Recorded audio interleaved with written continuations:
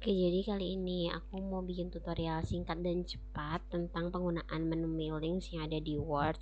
Tujuannya untuk apa? Yang namanya mailing itu digunakan untuk mempermudah pekerjaan kita, mengelingkan istilahnya, kita menggabungkan Word dan Excel supaya apa? Supaya kita memudahkan pekerjaan, kita input sesuatu dari Excel menuju Word gitu.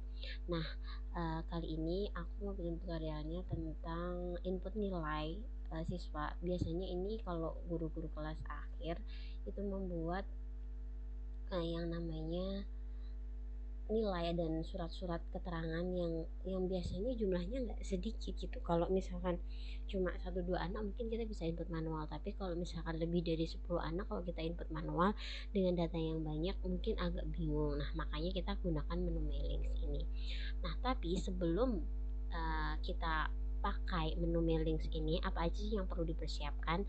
Yang pasti format dari Word yang akan kita gunakan. Formatnya apa aja? Maksudnya format itu muatan atau data yang kita butuhkan untuk yang kita butuhkan atau yang akan kita isikan itu apa aja. Misalnya di sini nama, NISN, NIK, tempat tanggal lahir, nama orang tua, dan kemudian nilai-nilai nanti yang akan kita isikan. Nah, kalau kita sudah tahu seperti itu, maka kita harus buat formatnya di Word. Buat formatnya atau file inputannya itu di Excel dulu.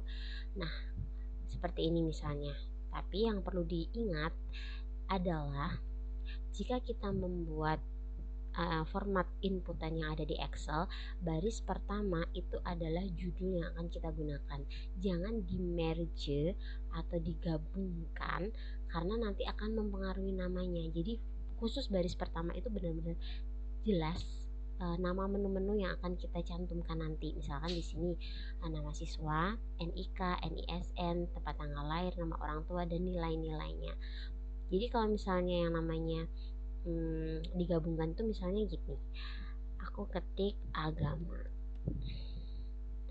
ini kan satu baris ya, ini satu baris, tapi kalau digabungkan itu jadi dua baris, ini di merge jadi satu. Nah, ini nanti akan mempengaruhi inputan, akan susah. Jadi benar-benar harus satu baris aja, jangan sampai dua baris. Judul inputannya itu. Nah, misalnya kan di sini ada 5 siswa, namanya, NIK, NISN, tempat tanggal lahir, nama orang tua sampai dengan selesai. Kalau sudah, kita masuk ke Word. Jangan lupa di save dulu ya, di save dulu. Di save dengan nama apapun bebas, yang penting ingat. Kemudian kalau sudah, kita ke menu ke Word, kemudian kita pilih menu mailing. Kemudian di menu mailings itu nanti kita ada beberapa sub menu ya. Nah, kita pilih yang ini nih, yang select recipients atau apa inilah bacanya, yang ada gambar dua orang ini. Kemudian kita pilih yang use an exciting list. Jadi kita pakai list yang sudah kita buat gitu. Kemudian kita cari datanya tadi, kita simpan di mana. Kalau misalnya tadi aku kasih input data coba, kemudian open. Nah, kita tunggu prosesnya. Kalau sudah itu tandanya ada di sini. Nah, biasanya kalau misalkan sheet kita banyak, di sini kan aku kebetulan cuma ada satu satu sheet ya. Tapi kalau misalnya sheetnya nanti banyak, nanti ada pilihan. Jadi inputan kita itu ada di sheet yang mana gitu. Kalau misalnya kebetulan aku cuma satu, ya udah kita tinggal oke aja. Kita tunggu prosesnya. Nah, tandanya kalau sudah bisa, ini tanda-tanda atau sub menu yang ada di atas ini udah aktif. Angka-angka di sini tuh sudah aktif. Berarti itu sudah kita bisa kelola. Nah, cara inputnya bagaimana? Gampang banget. Kalau nama siswa, ya udah kita tinggal cari di insert merge ini, kita isikan nama, NIS-nya berapa, kemudian NIK-nya berapa, NIK, kemudian tempat tanggal lahirnya di mana, TTL, kemudian nama orang tuanya siapa, nama orang tua. Oke, selesai. Kalau kita mau lihat hasilnya, itu kita preview aja, preview result di sini. Klik.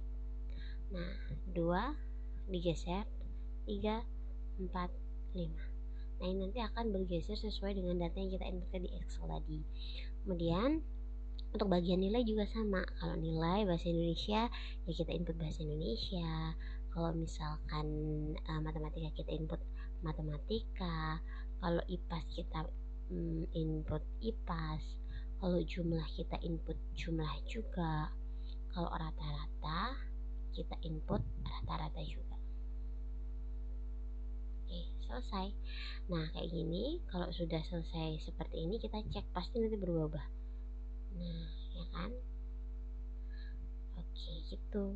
Nah terus pertanyaannya mungkin yang sebagian besar bapak ibu guru masih bingung itu, kalau komanya terlalu banyak seperti ini caranya bagaimana. Ini gampang banget, jadi kita nggak perlu repot-repot ngubah angka yang ada di Excel.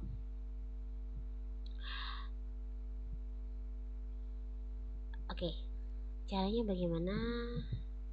Sebentar ya, di video selanjutnya karena durasinya terlalu banyak.